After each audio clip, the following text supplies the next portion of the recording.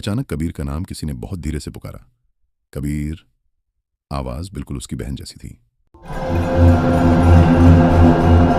नमस्कार दोस्तों, आप सभी का स्वागत है हमारे चैनल हॉरर अड्डा पर। इस चैनल पर हम आपके लिए डरावनी और रहस्यमयी कहानियां लेकर आते हैं। आज की इस वीडियो में हम बात करने वाले हैं एक ऐसी घटना के बारे में जो सुनने में जितनी अजीब है उतनी ही डरावनी भी है। तो वीडियो को आखिर तक जरूर देखना। राजस्थान की अरावली पहाड़ियों के बीच एक ऐसा जंगल है जिसका असली नाम किसी को नहीं पता। आसपास के गांव वाले उसे बस अंदर वाला हिस्सा कहते हैं। दिन में वहां सूखे पेड़, कंटीली झाड़ियां और पत्थरों से भरी जमीन दिखती है, लेकिन रात में वही जगह अजीब तरह से भारी हो जाती है, जैसे हवा का वजन बढ़ गया हो।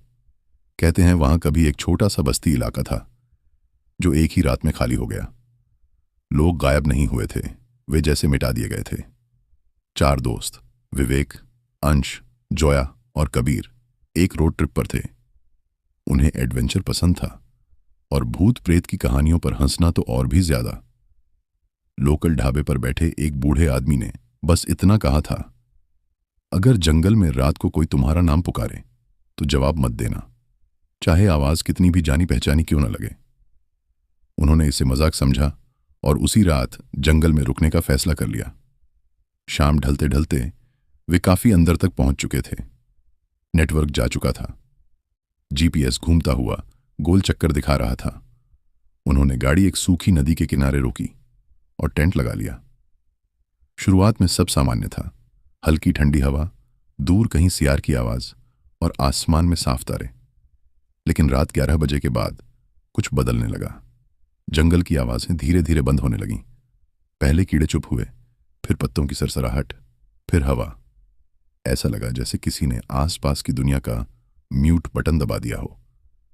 अचानक जोया ने कहा, तुम लोगों को लग रहा है कि कोई हमें देख रहा है?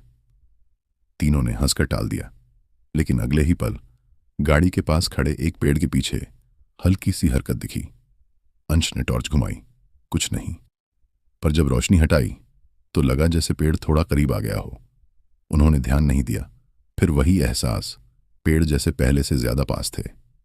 किसी ने जगह नहीं बदली थी, फिर भी दूरी कम हो रही थी। रात 12:09। अचानक कबीर का नाम किसी ने बहुत धीरे से पुकारा। कबीर। आवाज बिल्कुल उसकी बहन जैसी थी। वह चौंक गया। तुम लोगों ने सुना? बाकी तीनों ने सिर हिलाया। नहीं। फिर दोबारा वही आवाज, इस बार पास से। कबीर। उसकी रीढ़ में ठंड उतर गई। उसे बूढ़े आदमी की बात याद आई, जवाब मत देना। उसने होंठ भींच लिए। तभी जोया ने चीख मारी।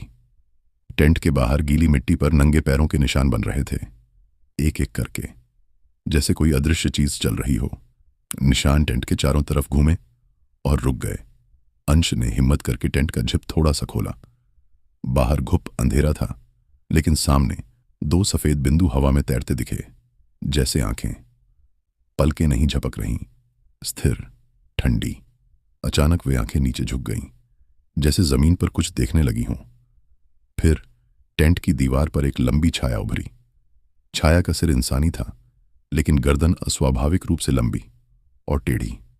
हाथ इतने लंबे कि जमीन को छू रहे थे। टेंट के कपड़े पर बाहर से दबाव पड़ा। अंदर की तरफ कपड़ा धंस गया। उंगलियां दिखाई दी, लंबी पतली, हड्डियों जैसी। जोया पीछे हट गई।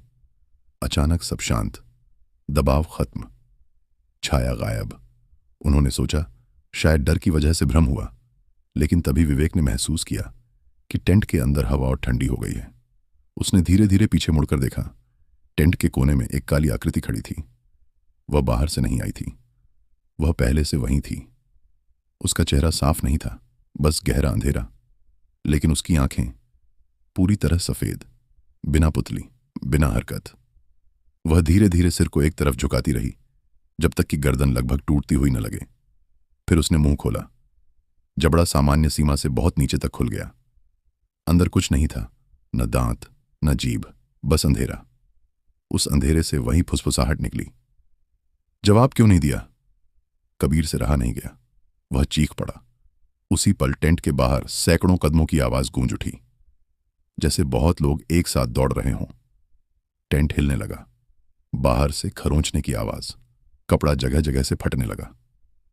अंश ने टॉर्च उस आकृति पर डाली।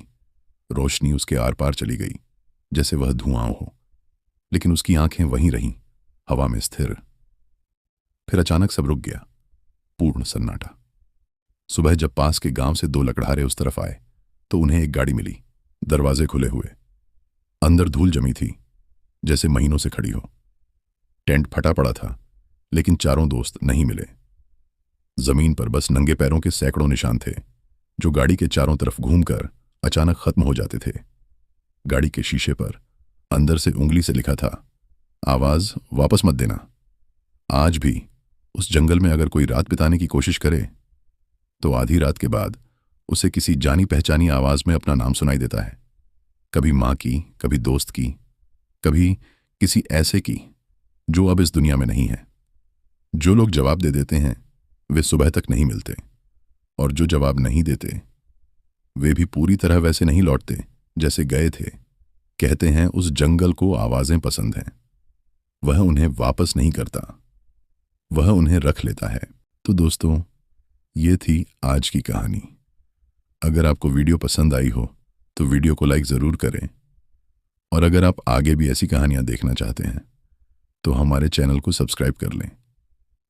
मिलते हैं अगली वीडियो में एक नई कहानी के साथ। धन्यवाद।